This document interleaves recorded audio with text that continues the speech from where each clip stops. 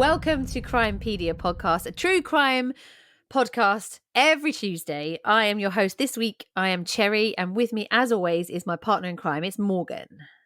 Hello, Cherry. How are you? Hello. Yes, I'm good. I'm very good. Excellent. I've got a really, really interesting case for you today. Oh, yeah? Yeah. It's one that actually I had not heard about. It's a British case, and I hadn't actually heard of it. And I'm really surprised that I haven't heard of it. Because I would think that this would be quite a big case, but I actually hadn't heard of it. So when I started reading about it, I thought, oh my God, this is crazy. Like, why don't I know about this case? It's still unsolved. It's crazy when you come across those type Yeah. of cases Yeah. where it's like, why haven't I heard about this? You know? That's right. Yeah. I mean, it's a case from 1999. So it's not as if it was like a really long time ago. But then I guess I would have been about, I don't know, what would I be, 19 at this point? So maybe not, maybe I wouldn't have paid as much attention to it as I probably would now. But still, like, there are cases that I know of from like the 80s that, Do you think it's because it's like, it was one of those, it was like on the cusp of the internet boom, right? Yeah, probably. Where it's like, internet was starting to become more popular and people were using it more, but it was still not to the point where you could easily access, Yeah, like you can now. I mean, it's at the top of your hand now, isn't it? Oh, absolutely. Like, you'd have to sit there with your dial-up modem, and you hope you can connect, and then you hope while you're connected, someone doesn't pick up another, the phone line, and you get disconnected. Oh, wow, yeah. When I was a kid all the time, I'd be like, get off the phone! I'm on the internet! Just think about that. Think about how many cases are out there that didn't have the benefit of the internet. Yeah. And are just kind of sitting out there lost. Yeah, there'll be lots. I was looking this week at missing persons cases just in different constabularies in England. And I was looking to see how many people are just missing. Like their families have no idea. There's a lot. There's a real lot of people that are no trace, just gone. Crazy and scary too. Yeah, it's really scary. And horrible for families to not know where that person is. Really horrible. And today's case is like that. Today's case is one of those cases. Today's case is from 1999, and it's the case of Charlotte Downes.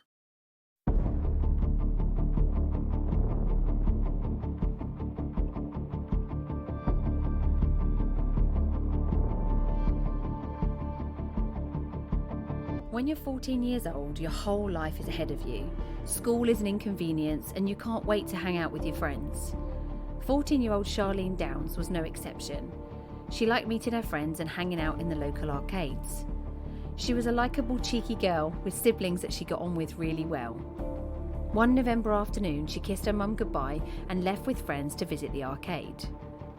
Her daughter, walking away with friends, smiling and chatting, would be Karen Downes' last memory of seeing her daughter alive. This is Crimepedia, and we're asking, where is Charlene Downes? Okay, Morgan, so Charlene Downes lived with her parents, Karen and Bob. Their younger brother, Robert. She had two sisters, Emma and Becky, who were older than her, and they lived in the West Midlands. Now, her mum and dad, it was a completely normal family. Mum and dad, had a few issues with parenting. Mum was very soft, and dad said that mum was really soft on the kids, and mum said that dad was really hard on the kids. So they kind of argued a lot about parenting. And they actually split up. They spent 8 months apart before they then rekindled the relationship and got the family back together. So in 1999, when Charlene was 10 years old, the family moved to Blackpool for a fresh start. And they moved to a place called Buchanan Street. Now, Blackpool is a seaside town. It's where people go for a good time. Lots of holiday makers, but they obviously moved there to live. Now, Charlene was a tomboy. She wasn't like her two sisters. She was described as being a wise old lady. She loved having a good chat. She didn't want to listen to bedtime stories and fairy stories and stuff. She'd rather just talk. She had shoulder-length, mousy brown hair, quite a cheeky face. All the pictures that I've seen of her, she's got a really cheeky face. And it's one of those families where everybody looks alike. Like you can tell they're all from the same family because they all look really similar. her mum and dad got new jobs straight away as soon as they moved, which was great because their dad had lost his job beforehand, before they moved. And when they relocated, her dad started work as a doorman, and her mum worked at a local hotel, but also worked for a local Indian restaurant, like giving out flyers and stuff. The Yeah. girls were settled into a new school, which was called St. George's School, and everything seemed to just be going really, really well for the family. Like everything was good. Charlene had made lots of friends. In particular, she had befriended a boy called Martin. And they spent like all their time together to start with when she first moved there. They used to walk hand in hand down the street and they looked like a little old married couple, Oh, yeah. which was really sweet. And every weekend they would then go to Sunday school together. So they were like a religious, a bit of a religious family. Um, and everything just seemed to be going right. The family were really happy. Mum was like really chuffed that they had moved. It was a good decision. Charlene was bright. She was clever, doing really well at school, really well behaved. But then all of a sudden, things began to change. This is where I didn't read anything more about this Martin. So I don't know if something had happened between the two of them. And then things began to change. It was about 2003. Emma had just turned 18, the older sister. Becky, the other sister, was 16. Robert was 12 and Charlene was 14. So Charlene and Becky were quite close together, and Charlene's behaviour had started to really deteriorate. She'd started to become rebellious. She had got a different crowd of friends at school. She was going out and not telling her mum where she was going. She was rebelling against mum's rules. She wasn't coming in when she was supposed to be coming in.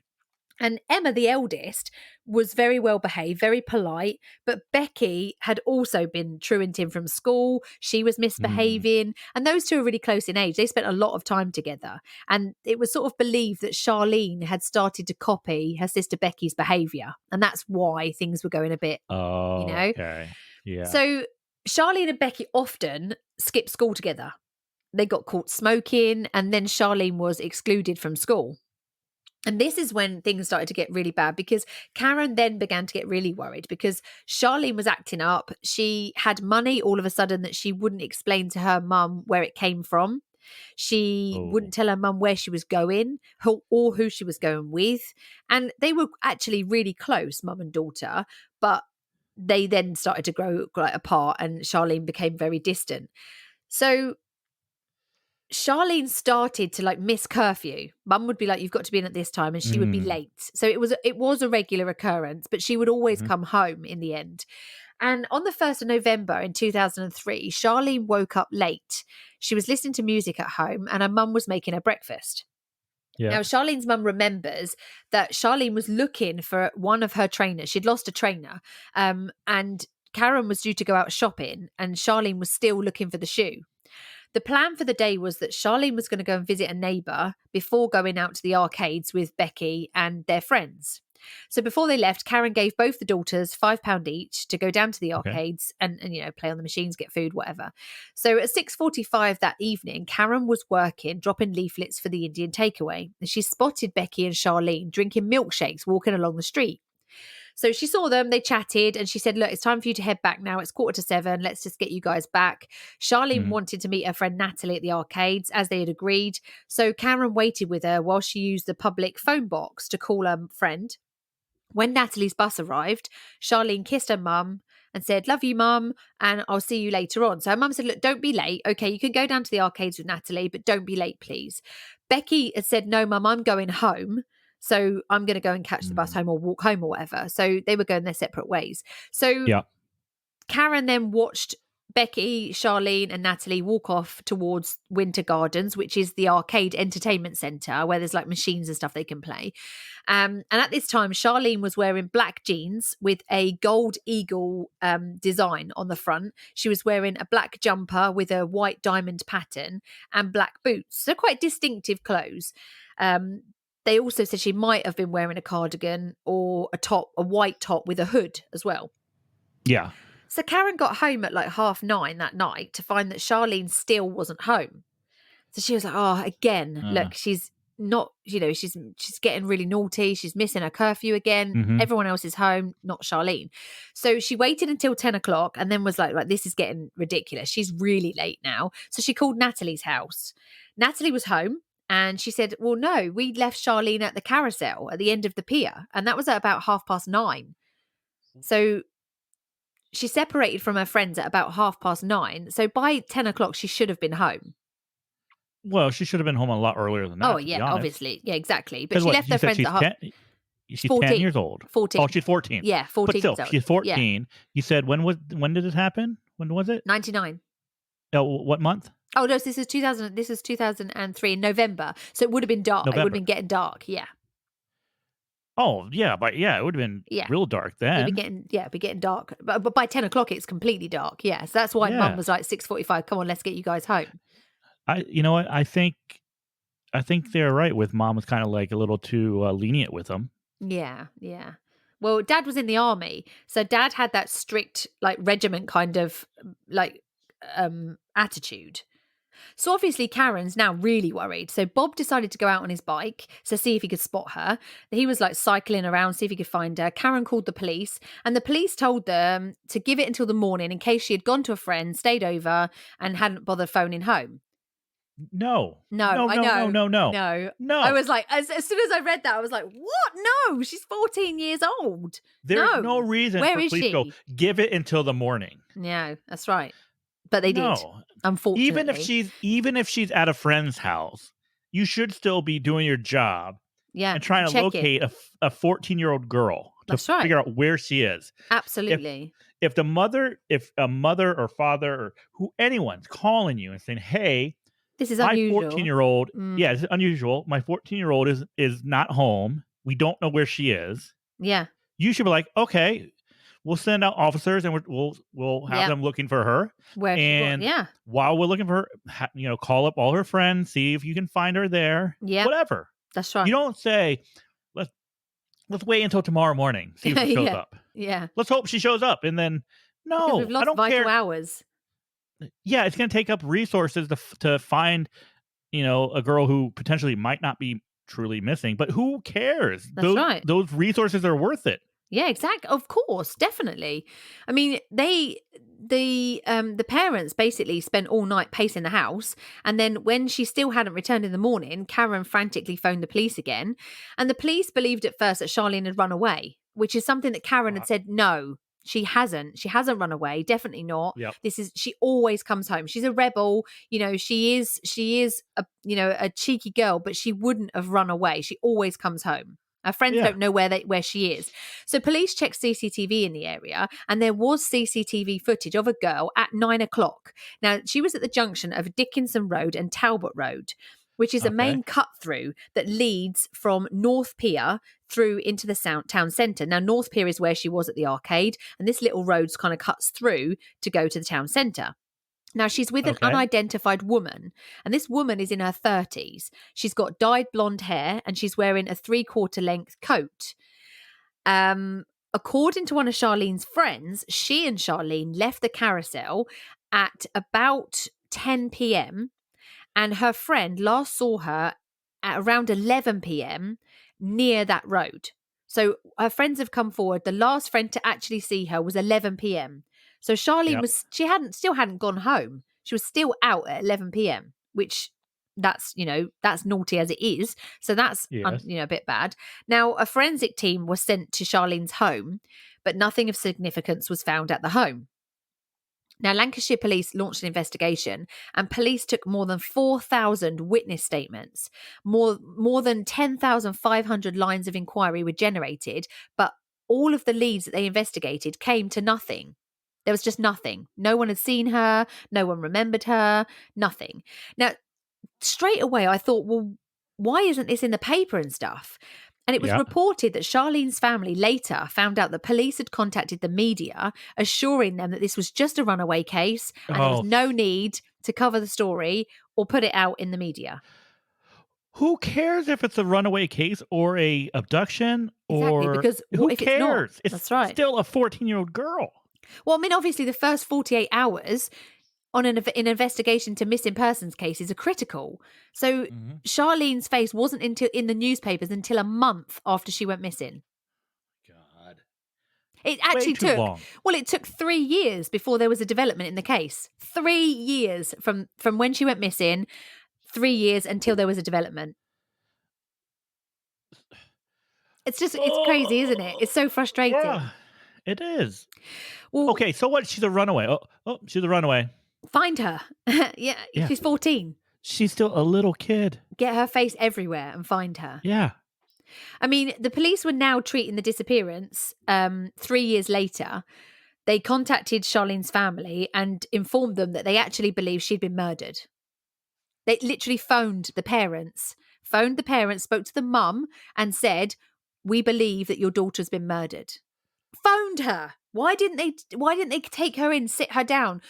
I mean, what news to receive over the phone? Yeah. Like, hello. Hey, how's it going? Yeah. Think daughter's murdered. Okay. Nice chat. Well, exactly. What's she supposed to do? Thanks very much. Okay, bye. That's Appreciate it. crazy. So they were treating the disappearance as a murder. They had then made several arrests in the case, right? So in May of 2007, this is, right? A takeaway owner, a guy called Iyad, and I don't know if I'm going to be saying this right, so forgive me if I've got this wrong, but his name is Iyad Albatiki. He was accused of murdering her, whilst his co-worker, Mohammed Raveshi, was alleged to have helped dispose of her body. Now, stood trial at Preston Crown Court. This is just wild. Listen to this. So, in court, the jury heard that Albatiki was the owner of Funny Boys Takeaway, and Raveshi was his business partner. And according to the prosecution, Albatiki had had sex with Charlene. Now, Iyad Albatiki was kept out of the dock during the trial because he wasn't a likable character. He was very arrogant. He used drugs quite freely. The defense was worried that the jury would instantly dislike him because his behavior, he didn't sort of be on his best behavior in court. He just carried on being the same as he was out of court.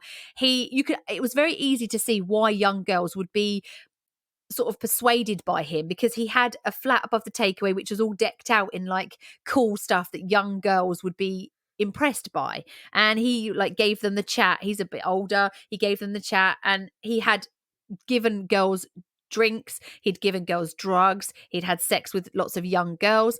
Mohammed Raveshi was the total opposite. Now, he was quite clever because he could give off the right impression to a jury. He was intelligent, he seemed calm and like not intimidated by the court, but he kind of like behaved in a legal way. Do you know what I mean? He was like a very, very calm, very professional almost.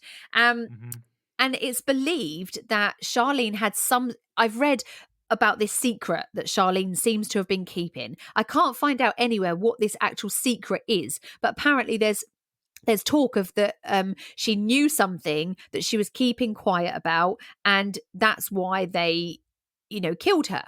So one of the first witnesses in the case was a guy called David Cassidy. He says that Tariq, which is Albatiki's brother, told him that he had killed Charlene by strangling her.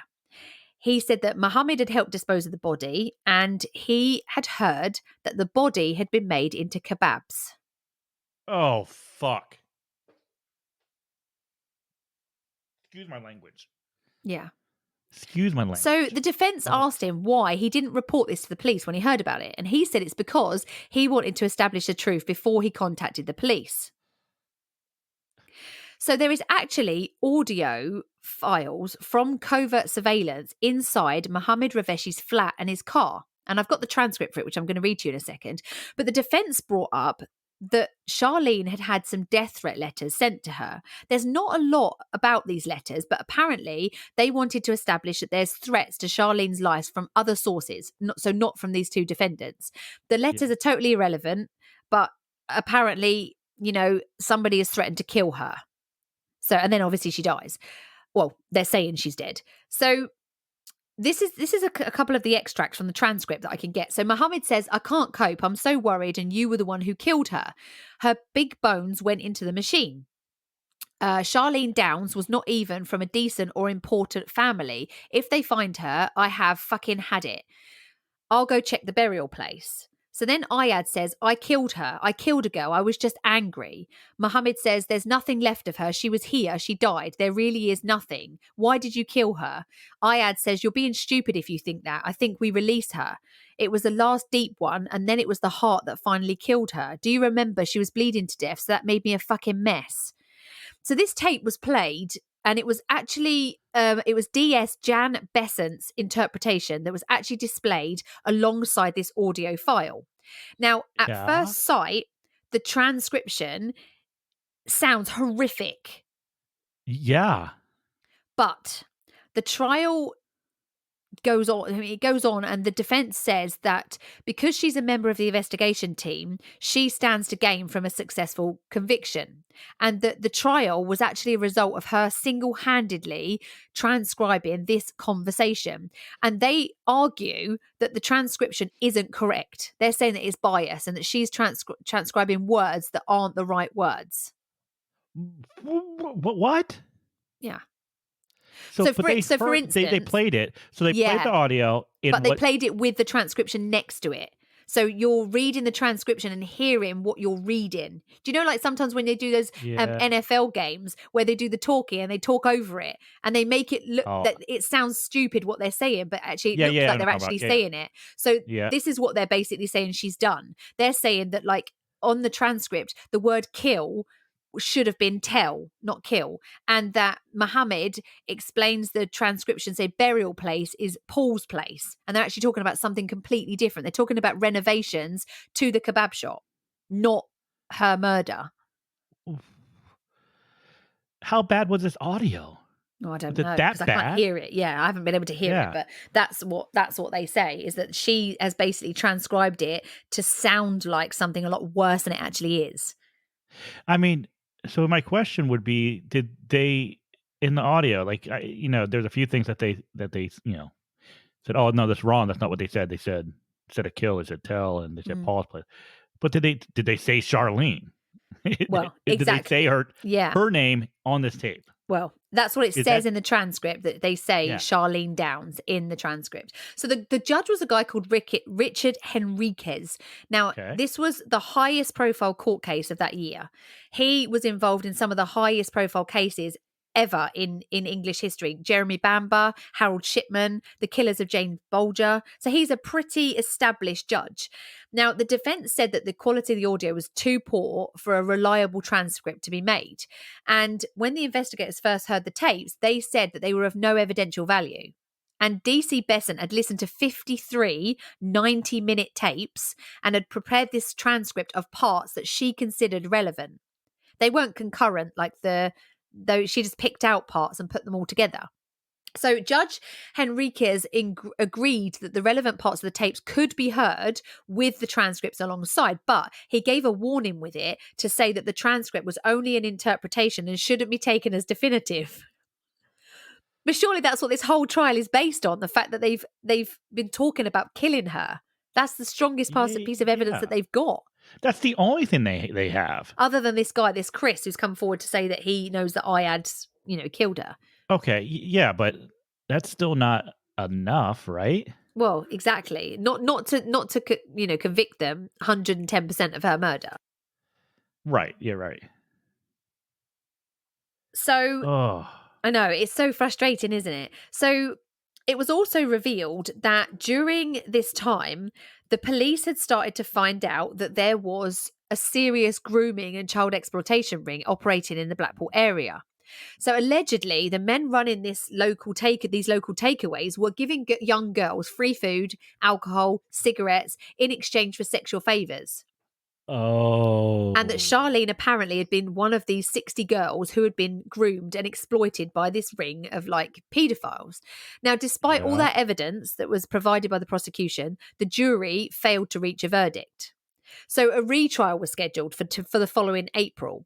But unfortunately, because of the errors that were found in that covert surveillance, they were released without charge. Jesus Christ. I Okay. mean, Yeah. to be fair, okay, you can't actually convict them on the evidence that you've got, but they are Yeah. bad. They are bad blokes. They are Yeah. obviously shit characters that are doing bad things with young girls. Yes. Yeah. Yeah. So Mick Gradwell, a guy who was a former detective superintendent with Lancashire Constabulary, said that he had been, looking at this police inquiry into child grooming, and he said that it had been hampered by political correctness because the girls were white and the perpetrators weren't. So it got embroiled in this kind of like racial kind of prejudice that people being prejudiced against these men because they weren't English and or like, you know, they were from Iran, I think these two, but because they were non-white people and these girls were white girls, it started to get like that. And the reports about it, you know, they were saying that it was bias and all that kind of stuff. Now, BBC One put a program out called The Girl Who Vanished. And you can find this online. It's 10th of November 2014. And then in December 2014, Crime Watch staged a reconstruction of the last sighting of Charlene, and the police then offered £100,000 reward for any information leading to the conviction of Charlene's killer or killers. But despite this, and despite all of this, no one came forward. Nothing came forward. No credible leads. No one came forward with any information. What? It's crazy, isn't it? She's a 14-year-old really girl. Crazy. Yeah. Where did she go? So things went from bad to worse for Charlene's family because in April 2008, the week after this attempted retrial had failed, Karen stabbed her husband during an argument. What? Yeah. The wounds were minor. So it was minor wounds, and he didn't press charges on her. She was literally so worried, stressed out, lost it, and stabbed him in frustration. In March 2009, Charlene's sister Emma pleaded not guilty to racially aggravated assault against the brother of the man who was charged of murdering Charlene. Okay. She said her assault was nothing to do with being racially motivated. She basically was, you know, it's the brother of the guy that was, you know, done for stabbing her, like killing her sister. She did eventually, it went to trial. She eventually did get a less serious offence. She got common assault and she was sentenced to community service. In 2012, Charlene's brother admitted in court to punching the man who faced charge of helping to dispose of her body. So Mohammed, he punched him. He was given a fine and then a suspended sentence. There were a few more arrests. 1st of August 2017, police arrested a 51-year-old man from Preston. He lived in Blackpool at the time of her disappearance and was arrested on suspicion of murdering her, but he was released 2 days later. Then also in 2017, 2 other men were arrested and questioned by police for historic sex offences, but police then confirmed there was no direct link to Charlene. And then in 2017, Karen launched a lawsuit against the police force because she wanted to seek a public apology for their basic crap handling of the case in the beginning. Yes. And a police watchdog referred the case to the Lancashire Police Commissioner and the Force's Professional Standards Department, also in November 2017. I don't know what the outcome of that was because I couldn't find out what the outcome was. Yep. So in 2019, the case was featured on a Channel 5 documentary. You can watch it on Channel 5 Catch Up. It's called Vanished, the Murder of Charlene Downes. And they went back and re-examined the case, hoping that they could find new leads. But unfortunately, nothing came of that either. And then there was more heartbreak for Charlene's family. No. Because last year, her younger brother, Robert, was found dead. He was 30 at his home in Blackpool. He was out to a football match with his dad at Blackpool FC. He worked there as a steward. When he got there, he said to his dad he wasn't feeling very well and he was going to go home. So he went home. His dad returned back and discovered him unresponsive on the bedroom floor at home, surrounded in blood. Paramedics were called to the house and he was pronounced dead at the scene. But there's no suspicious circumstances thought to have been, you know, around that death, unfortunately. Yeah. So to this day, Charlene's disappearance remains unsolved. Although it's believed that those 2 men at the kebab shop murdered her, there's nothing to solidly prove it, unfortunately. And there's no leads at all. So really, the only thing that we have that leads us back to that kebab shop, is just the guy who said that he did they did it. Plus this shoddy there's apparently shoddy audio that we have of them. Yeah. Either talking about it or talking about something else that sounds like they're talking about it. Yeah. I mean, the thing is, if you let's look at this realistically, to mince up or to chop up a body and sell it as kebabs, that's a lot of work. I can't see that that's a real. I can't see that's a real thing. You know, I mean, if you No. look at, you're talking about a normal kebab shop. So we're talking about a normal takeaway. They're not massive. Usually, you Well, know, your meat comes in, it gets chopped up and skewered, ready to exactly. cook. They're not butchering their own meat at the No, kebab shop. exactly. They don't butcher their own animals and do it. It's literally bought in and they cube it themselves, or it's bought in cubed. Because quite a lot, I used to work in a restaurant, and our meat used to come in already for the food, chopped up. Yeah. You'd buy diced chicken, diced lamb.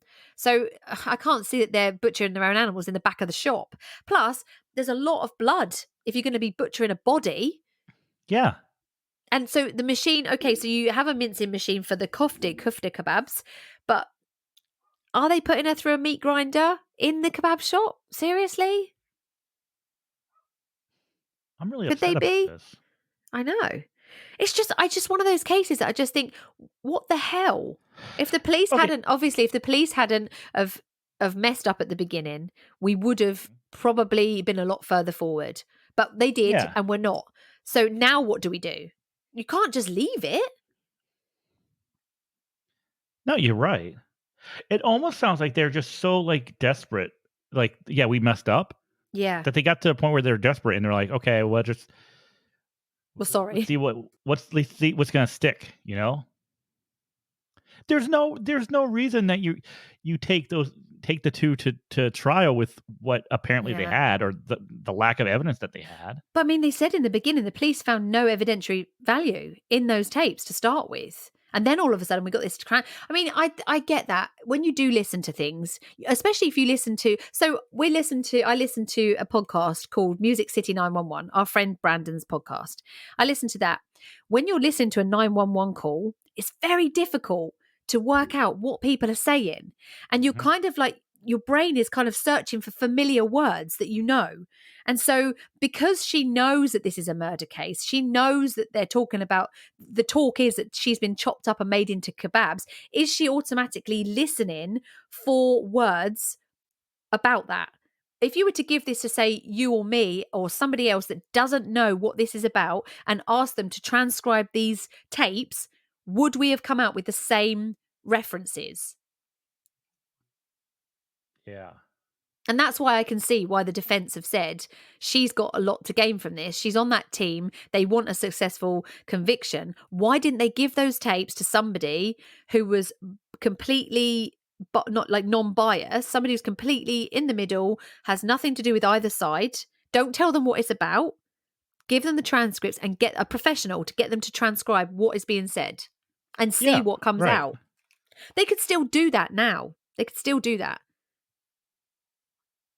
I'm sure there's linguists out there that haven't heard of this case that you could give this to and say, could you please transcribe this? What does it say? And then we would know. Because I get that. You know, you're searching for words that you're thinking about that are connected to this case. So, you know, Hmm. what do you do? Okay, so I just pulled up this transcript, right, of what they read, and you know what? I think it doesn't make sense as a conversation. No, it doesn't. No, because they haven't given the transcripts in full.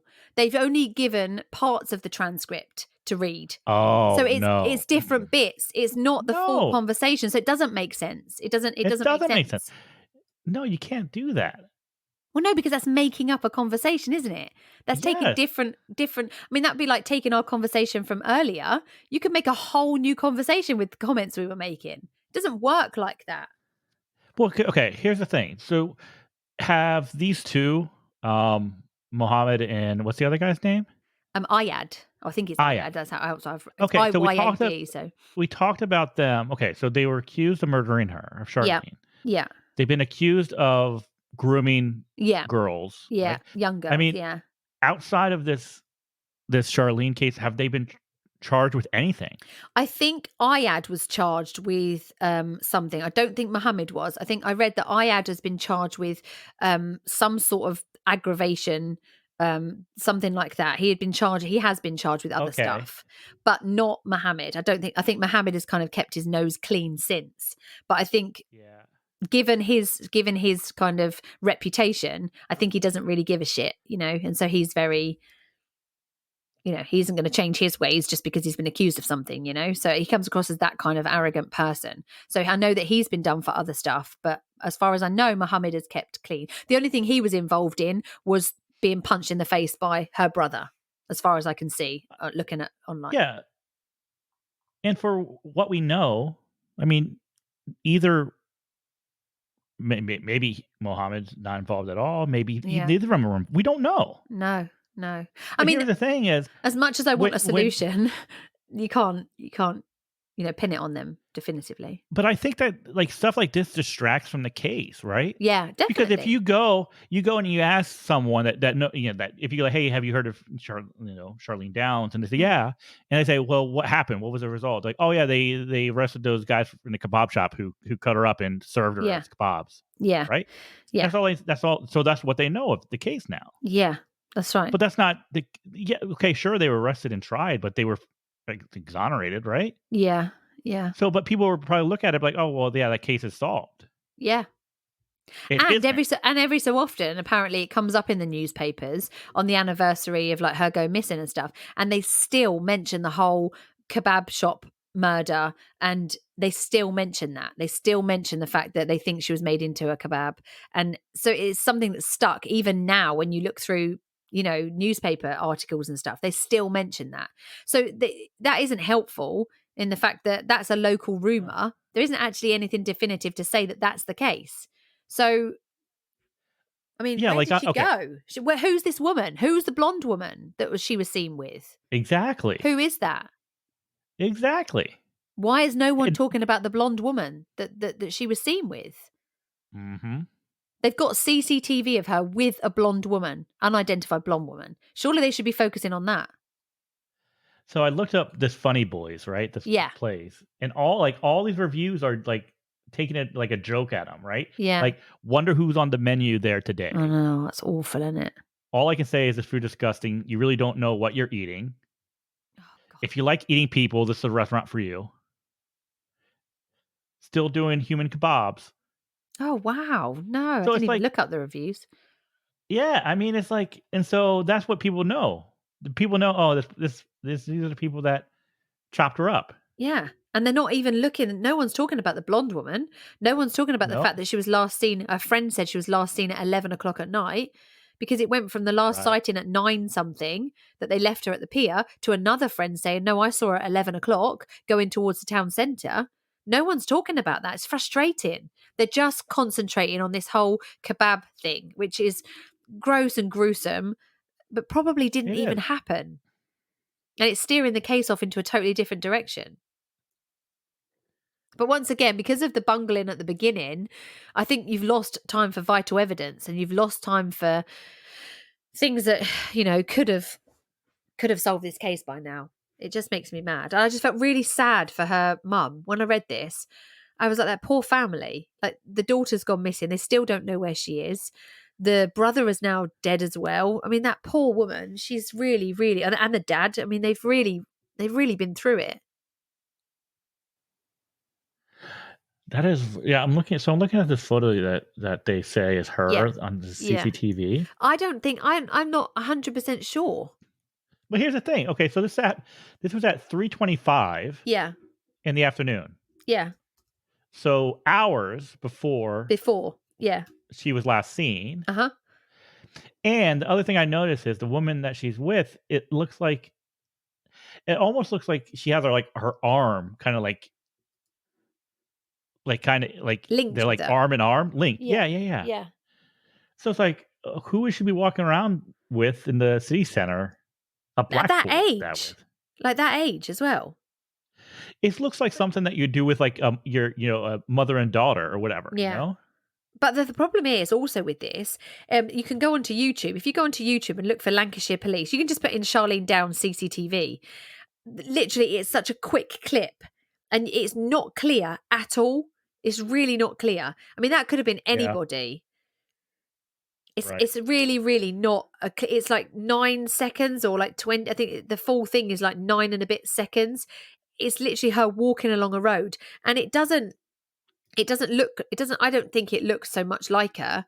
And the actual CCTV of it, you can see her the woman's got a white V-neck top on. short hair. I think she's got like I think it's a baseball cap she's got on, a dark baseball cap. Yeah, I noticed that too. And you can see her walking with this woman towards, like, it's almost like towards the camera. And you see her, I'm just going to try and pause it as we see. So Charlene's, I mean, she's got black jeans on. You can see it. This woman is like, she's a lot older. I don't think she looks blonde either. And in the description that the police sent out, she was wearing a 3/4 length coat. That's not a 3/4 length coat. That's a white jacket and jeans. Yeah. God, my voice has gone up about a million octaves because I'm so mad. Do you know what I mean? But you look at it and you just think, okay, look at the top she's wearing. It's quite distinctive. It's a white, either a jacket or a big, like, oversized hoodie without the hood, obviously, like a sweatshirt with black things on it. And then you look at it and you can see Charlene's black and white top. You can see her walking quite happily along with this woman. This woman's got a baseball cap on. I don't know if that's a scarf around her neck or some sort of, I don't know what even that is around her neck. So, I mean, I would urge you, go have a look at YouTube, just watch it and see if you think the same as me. I mean, is that definitely a woman as well? That's the other thing. Is that definitely a woman? That's a baseball cap. No. You can't see that it's definitely a woman. It looks like she's got a bag strap over her shoulder between her and what's believed to be Charlene. That looks like a bag. I'm going through it frame by frame. But they're chatting. You can see that they're chatting because Charlene's pointing to something. They're talking. She doesn't look under duress. She doesn't look scared. She's just walking along with her. I just find this case so frustrating. I don't know. I don't know what I think. No, I really don't know either. But I would just love, for mum to get, mum and I always say mum, obviously because I'm a mum, but mum and dad, I'd love them to. I mean, it's crazy. It's crazy. And this is a case that's not really talked about. I mean, I'm sure it's talked about probably up in Blackpool, probably. Yeah, but I'd never heard of it. I'd never heard of her. You would think that this one would be one of those cases that everyone would be talking about. Everyone would know. Yeah, because it's so weird.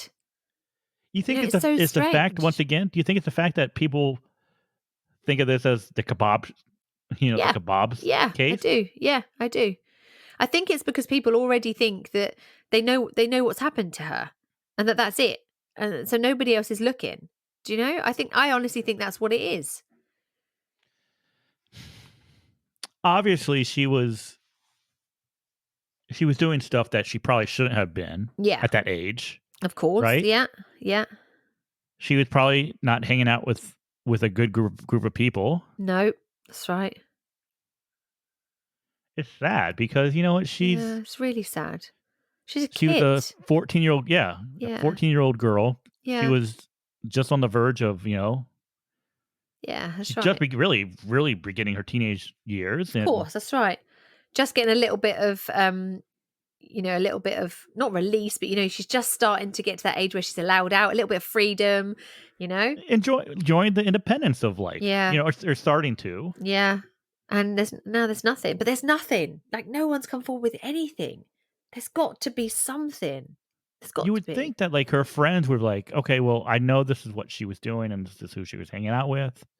Yeah. Like what? Why wouldn't the friends have known? Like any of her friends known? Like, oh yeah, I know she hangs out at the kebab place. If let's say that they were involved in it, or if that was a place that she went to a lot. When they're like, oh, I know she goes and hangs out with these two guys at a kebab shop. And who's the blonde lady that she was with? Like, why does no one know who that is? Or this woman? I mean, I'm not convinced she's a blonde woman looking at that CCTV. It's not the clearest CCTV. I'm not convinced that's even Charlene. I can see why they think it's her because the hair is the same and she's got the same jumper on with the pattern across the front and the jeans. Yeah. So I would say, if I was looking at it and I was given Charlene's photo and a description of what she was wearing, I would say that I would think that is her. It does look like her, I think. But it's not the clearest of pictures. Would I say 100%? No, it's a shit picture. No, I couldn't say 100% it was her. But I would say, yes, okay, it resembles her. Mm-hmm. That's it. That's no good. Here's the thing. No good. I would find that more interesting. I don't want to say interesting, but I would put more thought into it if it was taken at like 10 p.m. or 11 p.m. Yeah. Not at 3 o'clock. 3, that's right. Right? Yeah. Because, I mean, they're saying that that's the last CCTV they've seen of her. Then they're saying that there's this woman with this long coat on. So I'm thinking that's the blonde woman, not this woman. So this is a completely different woman. So where's this blonde woman come from? She's got a 3/4 length coat on. She's the 10 o'clock. She's the one that she was seen with at like 10, 11 o'clock with this, by her friend. Oh. Yeah. So this is 2 women she's now been seen with. I've just realised. 2 different women. So 2 different women. Okay, so then where's the CCTV of this other woman? Yeah, that's right. That's just the friend that said that she's seen her. Huh. So yeah, that's frustrating.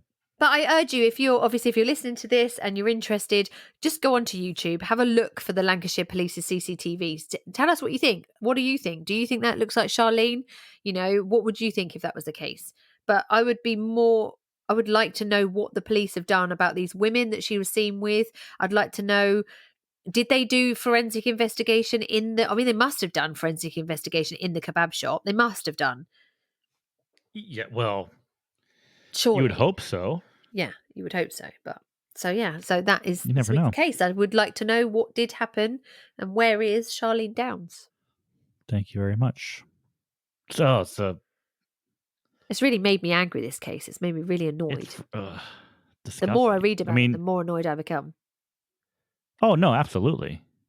Yeah. Absolutely. So cheer me up. Give us something fun. All right. How about a little dumb criminal for you? Hey, dum head. You's a real jackass. I think this one is definitely a 100% real jackass. Okay. So what do they say about a woman scorn? Oh yeah, nothing like a woman scorned. Just nothing like a woman scorned.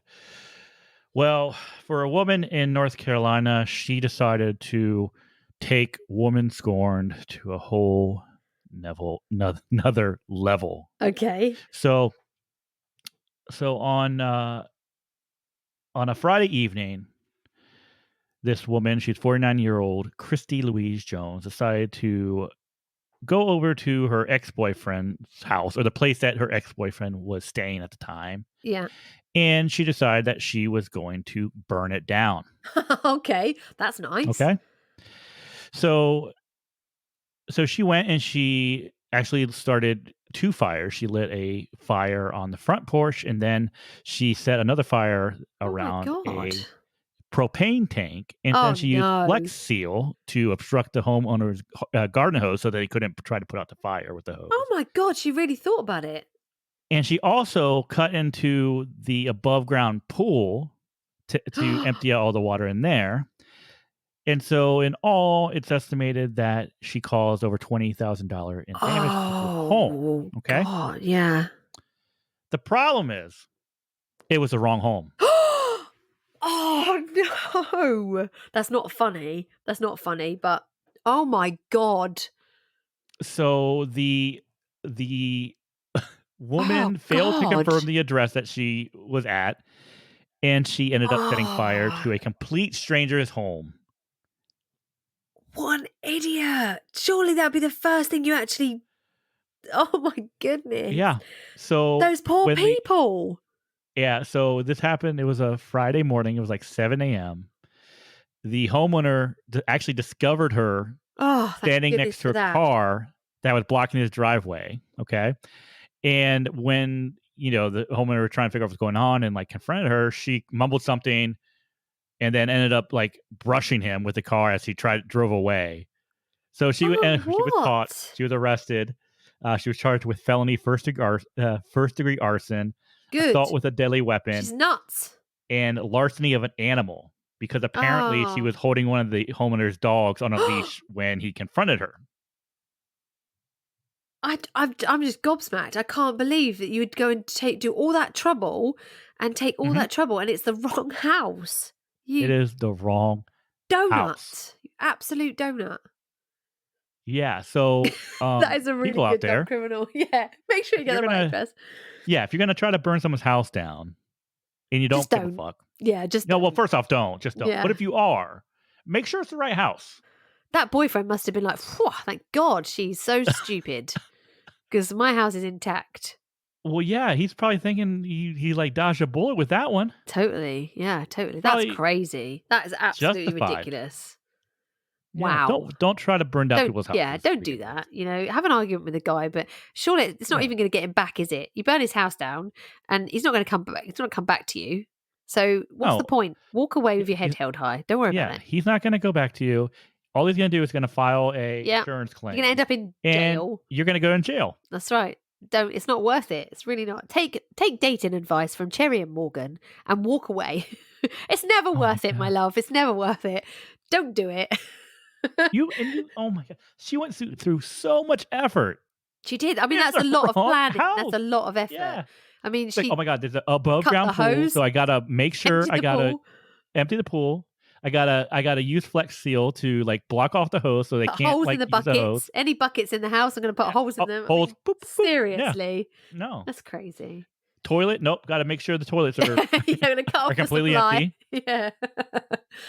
Oh Wow, my God. that's crazy. And then instead of like going like the guy going, hey, you burned down my house, going, oh my God, this is the wrong house. Yeah, You try to hit him with your car. yeah, and nick his dog.